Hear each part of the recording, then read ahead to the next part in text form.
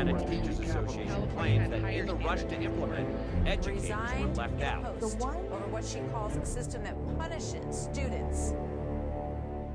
Question coming in from Faith. Could you explain more regarding the data collection process for students, as well as the constitutional legality of such collecting? That's a great question. It actually sets up something I'd like to show you before we have our next guest come in. Take a look at this video and watch how some parents in upstate New York responded when they realized data was being collected about their children. With the scan of one fingerprint, data can be collected from students, and this is the biggest concern for parents. This is already being seen in schools like Cuba Rushford School in Cuba, New York. This is a permission slip from the school so students can get lunches using a finger touchpad rather than ID. The school says this isn't fingerprinting, but parents tonight are concerned about data mining. They think it's a little too 1984. Parents don't realize, I did not realize until tonight, that when I report to my school district, the school district has access to private information about my children that frankly, I don't want them to have. It's a little frightening, isn't it?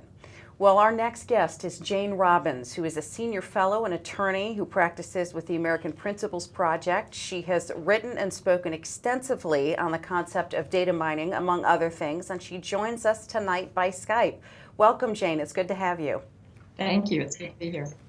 So, Jane, before we begin, I have something to read to you, and I just want to get your reaction. This is from the National Common Core's official governmental website. Implementing the Common Core state standards does not require data collection. The means of assessing students and the use of the data that result from those assessments are up to the discretion of the state and are separate and unique from Common Core. So what's your response to that? Well, the standards themselves don't require data collection, that's true, but Common Core is part of a much broader scheme. Common Core was part of the whole Race to the Top initiative, which required states not only to adopt these standards, but to adopt assessments that go along with the standards and to build out their state data systems. So that's what the states were required to do, and that's what almost all of them agreed to do. So the data collection comes in most directly through the assessments, because there are two consortia that are being funded illegally by the federal government to create these assessments that align with Common Core.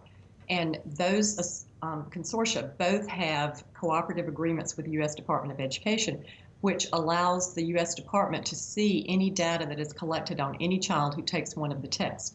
So if you're in a state that is still in one of these consortia, and there are a lot of states dropping out wisely, but if you're in one that hasn't done that yet, any information about your child that is collected through the assessment system will be made available to the federal government. Jane, let's talk about the type of information that's being collected on our children and what the federal government is gleaning from that.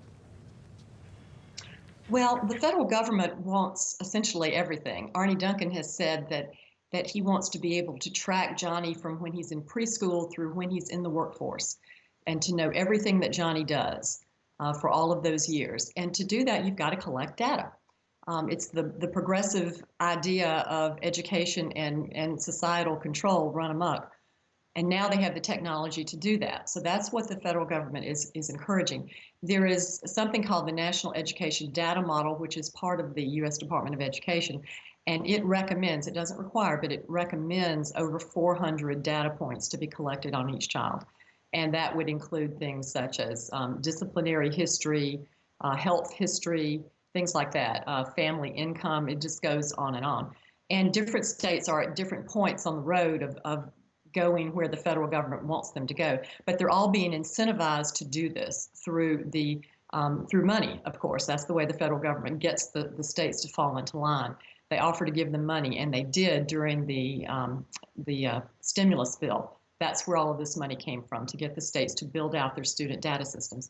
And they're being asked to build them all, or required to build them all, identically, because there's a federal statute that prohibits the federal government from maintaining a national student database.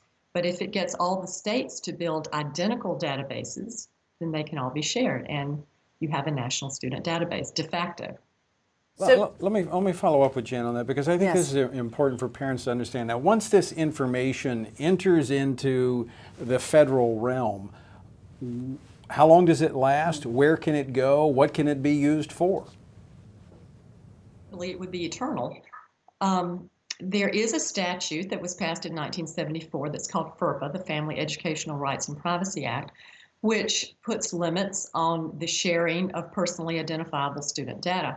However, 2 years ago, 2.5 now, the Obama administration gutted FERPA by regulation, not by statute.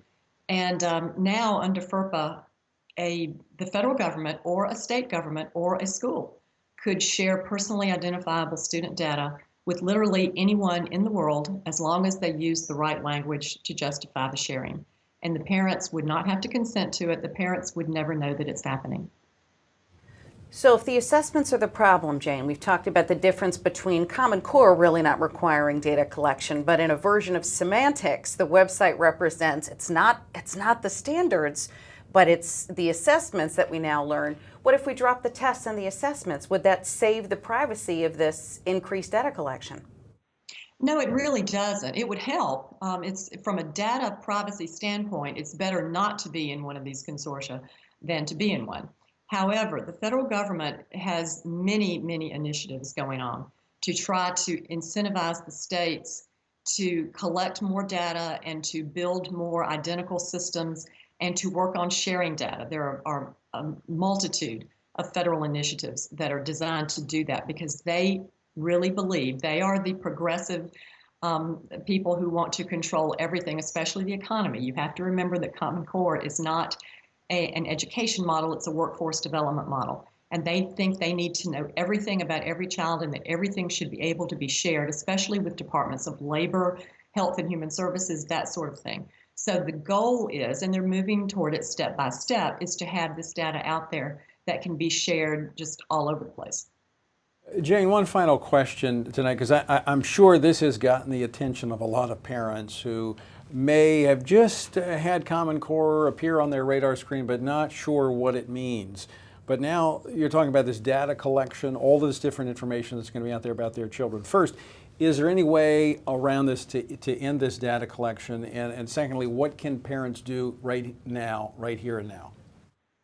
Well, parents can lean on their federal legislators and their state legislators. There is a movement afoot across the country, actually, in many different states, to pass stronger privacy legislation on the state level to try to fill in the gaps that now exist in FERPA. And there's also a movement in Congress to shore up FERPA. FERPA hasn't been revised in decades, so it really needs to be revised.